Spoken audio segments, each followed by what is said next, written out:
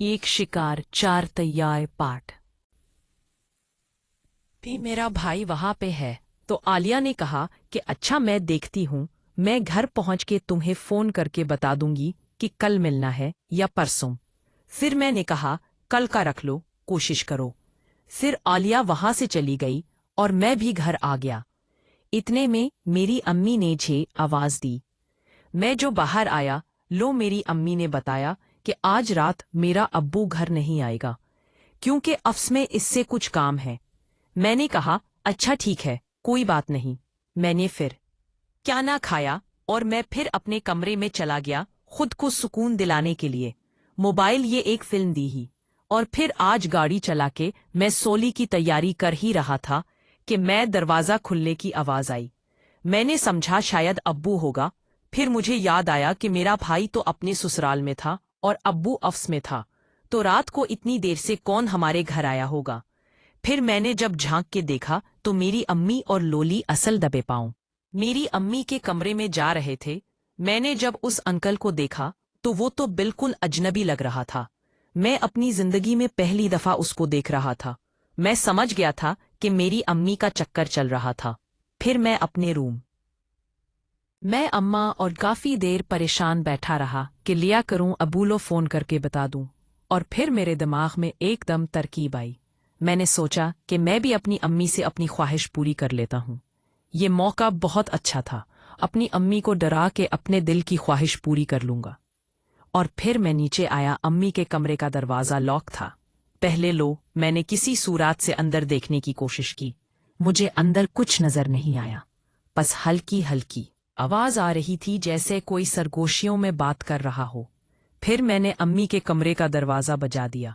फिर मेरी अम्मी उठ के आई, मुझे कहने लगी क्या हुआ फराज, रात को इतनी देर से।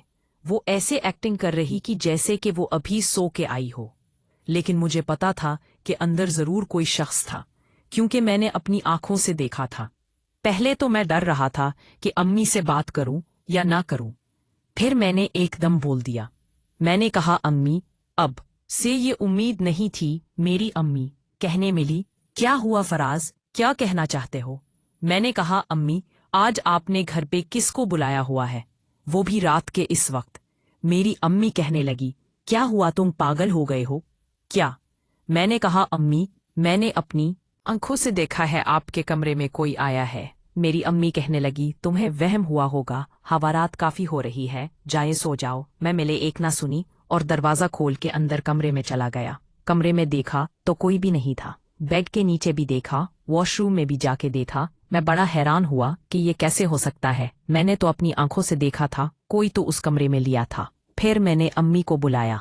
मैंने कहा अम्मी, मैंने अपनी आंखों से देखा है, आप बता दें। मेरी अम्मी कहने लगी इन्हें दो तुम्हारे बाप को, मैं उसको बताती हूँ ये जो तुमने हरकत की है। अब मैं डर भी रहा था कि कहीं मेरा वाकई वहम तो नहीं था। मैं फिर परेशान होकर वापस कमरे से आने ही लगा तो मुझे एकदम याद आया कि मैंने अपनी अम्मी की अलमारी तो देखी ही नहीं।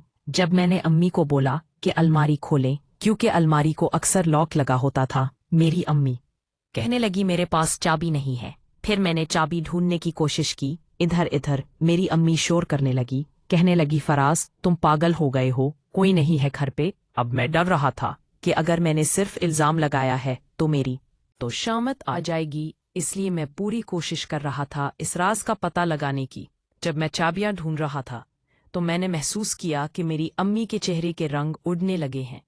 मैं समझ गया था कि जरूर कोई ना कोई बात तो है। और फिर उतने में मेरी अम्मी ने मेरा हाथ पकड़ा, मुझे कहने लगे फराज बैठो, मुझे तुमसे बात करनी है। फिर मैं बैठा। मुझे कहने लगी मुझसे गलती हो गई है। मैंने कहा क्या हुआ। मेरी अम्मी कहने लगी तुम सही कह रहे हो आपकी, मैंने घर पे किसी को बुलाया है, लेकिन मैं वादा करती हूँ आइंदा कभी किसी को नहीं बुलाऊंगी। बस इस दफा मुझे छोड़ दो। मैंने कहा कौन है, पहले वो तो दिखाएं, और है कहाँ पे। फिर मेरी अम्मी ने कहा कि नहीं जाने दो, छोड़ दो, तुम जाओ, बस आइंदा ये काम मैं नहीं करूंगी। मैंने कहा अम्मी मुझे देखना है कि कौन है, मैं खुद उससे बात करना चाहता हूँ। मैंने जब बहुत इसरार किया तो मेरी अम्मी ने अलमारी का दरवाज़ा खोल दिया। मैंने देखा वो तो बिल्कुल अनजान शख्स था। मैं उसे अपनी जिंदगी में पहली दफा देख रहा था। मैंने उससे पूछा کہ تم کون ہو۔ وہ بھی کافی ڈرا ہوا تھا۔ مجھے کہنے لگا، بس مجھے معاف کر دو، مجھ سے غلطی ہو گئی ہے، آئندہ ایسا نہیں کروں گا۔ میں نے کہا کہ آئندہ کو چھوڑو، مجھے یہ تو بتاؤ تم ہو کون، کیسے ملے میری امی کو؟ پھر وہ بتانے لگا کہ ایک مارکیٹ میں اس کے لیڈیز کپڑوں کی